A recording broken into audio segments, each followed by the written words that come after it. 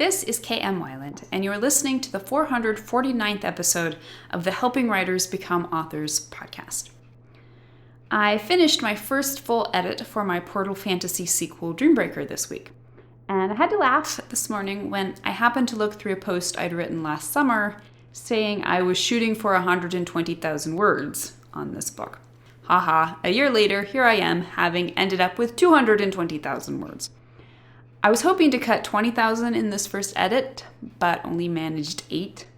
That's the bad news. The other bad news, which I guess is also kind of good news, is that I plot and write pretty tight these days, which is good for the writing and bad when you want to trim word count. So if this edit is any indication, this may end up being my longest book yet. Still not Brandon Sanderson or Patrick Rothfuss level length. And as I always say, a book needs to be as long as it needs to be. So, on to the next edit. Before we continue to today's topic, I want to mention that this episode is sponsored by Damonza, the cover design company who I've trusted to do all my covers for many years now. It has taken endless blood, sweat, and tears, but you've done it. You've written your magnum opus, a book that you're truly proud of and that you want to get in front of as many eyes as possible. After all, a book without someone to read it is just a stack of rather expensive paper and ink. And that's what Damonza.com does. They get people reading. Having designed thousands of book covers, including those of New York Times and USA Today bestsellers, they understand that people do judge books by their covers, and they know how to make that judgment a positive one. So don't let your blood, sweat, and tears go to waste. There's never been a better time to make your book awesome with Damonza.com. In partnership with Helping Writers Become Authors, Damonza.com is offering listeners a discount of 10% on not just cover design, but all of their self-publishing services, copy editing, formatting, book trailers, and more. Simply visit Damonza.com/authors and enter the promo code authors. That's Damonza.com/authors and promo code authors for 10% off. And now I hope you enjoyed today's topic, how to choose your book's plot points. You've got a story, and you've got characters who are doing stuff in that story. That means you've got a plot. But how do you know if you've got your characters doing the right stuff at the right time? At first glance, this seems intuitive. Story is, or should be, a chain of causes and effects. Something happens, and that causes something else to happen. Nothing could be more sensible. But the realities of plotting are more complicated.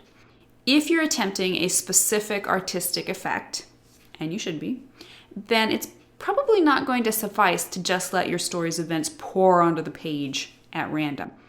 Instead, you're going to need to carefully plan each major structural moment and everything in between to create that end effect you're going for.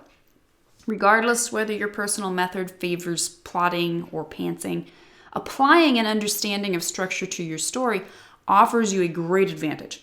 Once you understand story's fundamental framework, you can then make informed decisions about how to create your best possible hook, inciting event, first plot point, midpoint, third plot point, climax, and so on.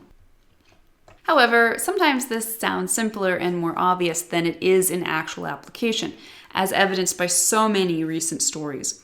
These well-intentioned stories usually succeed in presenting plots that feature plausible chains of cause and effect. But because they haven't optimized their structural integrity, they still end up failing in their chief mandate, offering stories of heart and soul. The recent Outlaw King about Robert the Bruce's final bid for Scottish independence is, I feel, a particularly good learning opportunity. On its surface, there isn't much to critique. The plot is a decent chain of causes and effects. The structural pieces are all in place. The story is one of wrenching sacrifice and determination. And yet, as more than one review has stated, the writing didn't have a lot of heart. And here's the thing.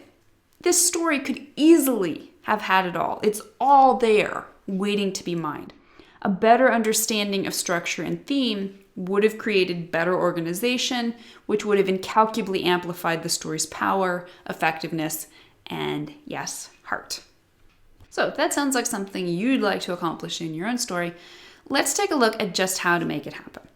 So what is plot? This almost rhetorical question gets bandied about a lot by the writing intelligentsia. There are many, many responses because plot actually remains a surprisingly abstract concept. But here's my answer for today. Plot is pacing. From a certain perspective, structure is about nothing more or less than controlling a story's pacing for optimal entertainment value. And since we're defining stuff, let's define entertainment for what it really is. Emotional impact. If you want to keep your audience's attention, that is, entertain them, then you've got to engage them personally and primally. Obviously, there are varying levels of this, everything from mildly funny jokes to life-changingly empathic experiences. But the principle remains the same. Engage the emotions. What this means is that each structural beat, particularly the major turning points at the first plot point, midpoint, and third plot point, should be designed to control pacing in order to create the optimal emotional effect upon audiences. But this only works when the author understands and utilizes these structural beats properly. Now, to understand what can happen when you choose the wrong plot points, here's a quick overview of how Outlaw King is structured and therefore paced. Hook. The Scottish lords, including Bruce, unhappily surrendered to King Edward I of England and swear fealty. Inciting event. The timing tells us the inciting event is Bruce's marriage to Edward's goddaughter. But the true inciting event is the riot he witnesses when Wallace's dismembered arm is displayed publicly. First plot point. Bruce appeals to his rival for the crown, John Comyn, to help him fight the English. Comyn threatens to betray him, and Bruce murders him. Bruce is subsequently crowned King of Scots. First pinch point. The English treacherously attack Bruce's camp the night before an agreed-upon battle. His followers are slaughtered, and he is forced to go on the run. Midpoint. Bruce flees to Ireland, while his wife and daughter are imprisoned and 2 of his brothers killed. Second pinch point. Bruce finally returns to Scotland and starts taking back some of the castles, which spurs the English to pursue him with promises of no quarter. Third plot point. Bruce and his followers prepare their first pitched battle against the English at Loudon Hill. Climax. They enter battle, climactic moment, they are triumphant, and the English retreat. Resolution, Bruce wins, his family is returned to him, Scotland is free. So, what's wrong with this picture, other than the messy inciting event? At first glance, it might seem like everything is in place. But the single biggest problem is that the structural beats get weaker and weaker and weaker as the story progresses, instead of growing stronger and more powerful. Whereas the midpoint should be the single greatest turning point in the entire story, shifting the protagonist from reaction to action, here the protagonist's actions are almost passive. He won't actively regroup until another 1/8 of the story has passed. And when the second pinch does arrive, Bruce's return to Scotland and immediate triumph in regaining his own castle seems to be almost taken for granted. This isn't, however, a problem that starts with the story's midpoints. Rather, this is a problem that originates in a poor choice of structural beats and a correlated poor control of pacing. Actually, the events of Bruce's life post-Wallace create a naturally compelling 3-act story. His decision to claim the crown and rebel, then his exile from and return to Scotland, and then his hard-fought triumph. On the surface, that's exactly what this story gives us, except, inexplicably, it cuts out Bannockburn. And as anyone familiar with Scottish history knows, the Battle of Bannockburn was the finale of Bruce's triumphant story. The Battle of Loudon Hill, which ends the story, was only the beginning of Bruce's eventually victorious campaign against the English, and as such, it feels rightfully anticlimactic. Honestly, I'm agape at how anyone could decide, hey, we're going to tell a story about Robert the Bruce, and not end the story with Bannockburn. From a structural point of view, and therefore a dramatic point of view, Bannockburn is the obvious point of the story. It's the single structural moment that is tailor-made for this story's climax. More than that, it is astonishingly dramatic, not least in Bruce's opening duel against Henry de Bohun. a gambit that is historically celebrated as one of the most impressive instances of single combat. Nevertheless, understanding Bannockburn's appropriateness for the climax reveals an entirely different and better organized structure for the story. Let's take a look at how this story's plot points might have been rearranged and strengthened for a more powerful overall effect. Hook. The Scottish lords, including Bruce, unhappily surrendered to King Edward I of England and swear fealty. This is still a good choice for the opening scene. It's clearly the first domino in the events of the conflict to follow. It begins the story in medias res without omitting anything important, and by starting after the demise of the famous William Wallace, it squarely centers this as Bruce's story. Inciting event. Bruce witnesses the public display of Wallace's dismembered arm and the subsequent riot. The inciting event is the moment that defines the entire story to follow. As such, its timing is important. By delaying this scene until almost the quarter mark in the story, which crowds it up against the first plot point and the end of the first act, in favor of Bruce's awkward relationship with his new wife, the film muddied its through line. Is this a story about Bruce and Elizabeth, or Bruce and Scotland? Now, there's absolutely nothing wrong with emphasizing and developing a relationship subplot. Indeed, I'd argue Elizabeth's scenes end up being the most interesting and compelling of the story. But this shouldn't happen at the expense of the story's cohesion. A story's major structural moments create its backbone, and as such must be unified. This is where timing becomes an important part of pacing. Readers and viewers instinctively respond to the timing in a story. When story requires nearly a quarter of its length to get to the inciting event, its focus muddies. Key event. Were this my story, I would have tied the timing of Bruce's murder of Comyn in more tightly with the call to adventure, which happens in the inciting event. In a busy story that covers a lengthy period of time, there is not space to waste.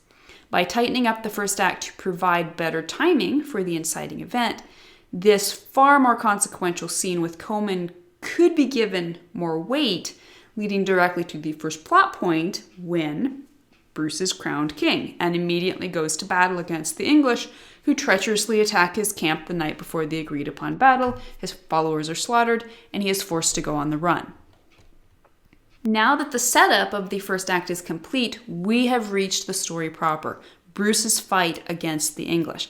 And since we're just now entering the second act, we still have plenty of time in which to explore and develop the main conflict. First pinch point. The first half of the second act is all about the protagonist's reactions to the consequences of the first plot point. This is where he will struggle, futilely, as often as not, to regain his balance. This, of course, means this section of the story would be the perfect place for Bruce to feel the full impact of his choices, then leading up to a first pinch point when he goes into exile in Ireland for the winter, knowing he has left his family and his country in devastation behind him. Midpoint. Now that we've accomplished a tighter first half for this story, we have the time and the space to leverage a truly important moment for the story's centerpiece, Bruce's return to Scotland. This event is a tremendously important moment in both the story's plot and its character development. As such, it deserves to be developed from the inside out.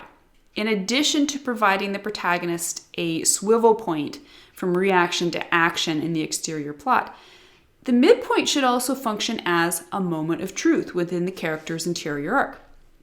Unfortunately, this was a tremendous missed opportunity in Outlaw King. As a historical figure, Robert the Bruce presents an almost perfect character arc, from a shilly-shallying political opportunist to an all-in king of his people. But the story doesn't even touch that. Had it spent its opening scenes more wisely in setting up the foundation for Bruce's inner evolution from lie to truth, it could have added depth and meaning to its otherwise straightforward account of medieval brutality. As it is, the story sends Bruce back to Scotland at the second pinch with no more dramatic grist than a grim face and a little patter from his buddy about the efficacy of vengeance. How much better to mine this moment as a personal sea change? What might have started for Bruce as his one shot to grab the crown has suddenly become eminently important on a deeply personal level. Now, is that how it went for the real Bruce? Maybe, maybe not. But telling a story means telling a story. Second pinch point. Now, finally, we come to the proper place for the Battle of Loudon Hill. Here, Bruce sets up for his first battle against the English. He is just now starting to stick it to his enemies. He wins, but he feels the pinch as he suffers great losses. The death of his young vassal arguably works even better here, since it only raises the stakes for what is yet to come. Third plot point. So many action stories these days either skip the third plot point or use it simply as a turning point into the beginning of their final climactic battle. Again, it's a timing issue. They want enough time to pull off an epic battle. But in skipping or glossing over what should be one of the most impactful moments in a story, they almost inevitably gut their story's emotional impact. The third plot point represents the dark night of the soul for the protagonist. Even if what happens here isn't literally the worst thing that happens in the entire story, it is an event that prompts the protagonist to reconsider his actions. And just as importantly, in a positive change arc, his devotion to his newfound truth. Without this moment, the power of the character's willingness to make sacrifices for that truth, thereby proving the true scope of his personal change, lacks all teeth. When I'm plotting my own stories, I don't pull punches with major plot points, including the third plot point. Always, I try to create an event for this structural moment that is suitably impressive, something that at least symbolizes death, since that is what is represented here for the protagonist's inner journey as he once and for all dies to the old lie-driven self and steps consciously into the truth-surrendered self. However, even just a deep moment of personal doubt experienced by the character on the eve before battle is better than nothing. At least pay heed to the emotional downbeat needed here before the rise into the final confrontation of your climax. Climax. In Outlaw King, that climax should have been the Battle of Bannockburn, because with the finality of this battle, the story, too, reaches its looked-for end. The war is won, Scotland is free, Bruce is king. And the resolution. When you end the story where it belongs, you have no need to sum up all the good action in a few quick summaries at the end. Instead, you can focus on a scene that demonstrably shows how the character and his world have been changed by the story's events. Now, although Outlaw King's historical background provides easy examples to draw from in reorganizing its particular structural challenges, the same principles apply when you're writing straight-up fiction. In fact, when you have total control over your plot and characters, you have even more leeway, and I would argue more responsibility, for creating dynamic and well-organized structures. So start looking for the most important and impactful moments in your story and mindfully make the most of them by placing them each in the right place at the right time in your characters' personal journeys. And tell me your opinion. How did you choose your story's plot points? If you'd like to be a part of the community over on my site and join in the conversation on this subject, be sure to stop by the website at helpingwritersbecomeauthors.com. You can always find a transcript of the most recent podcast and add your voice to the discussion by visiting the first post on the site's homepage. And don't forget that if you're looking for an older post, you can always find those by putting the podcast title in the search field at the top of the right-hand column. If you enjoyed this podcast, you can subscribe on iTunes. And if you'd like to support Helping Writers Become Authors, I would totally appreciate it if you'd consider taking the time to leave a quick rating or review on iTunes. Thank you so much for listening to the Helping Writers Become Authors podcast, and be sure to check back again next week.